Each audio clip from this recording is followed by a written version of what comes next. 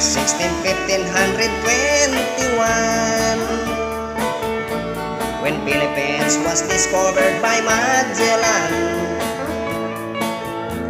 They were sailing day at night across the big ocean until they saw a small Limasawa Island. Magellan landed in Limasawa at noon.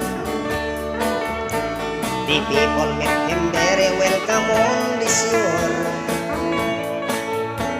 They did not understand the speaking they had done, because Kastila gid at waray-waray man.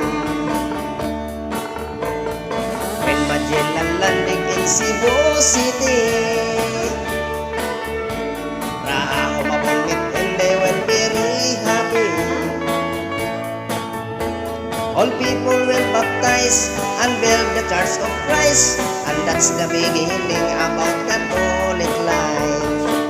When Magellan visited in Mactan to Christianize them everyone, but Lapu-Lapu met him on the shore and urged Magellan to go back home.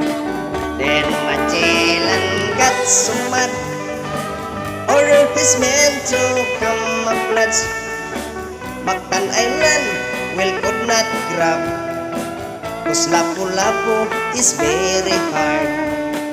Then the battle began at dawn, Bolos and First versus gun cannon. When Magellan was hit on his neck, he stumbled down and cried and cried. Oh mother, mother, I am hit. Call the doctor very quick. Doctor, doctor, shall I die? Tell my mama, do not cry. Tell my mama, do not cry.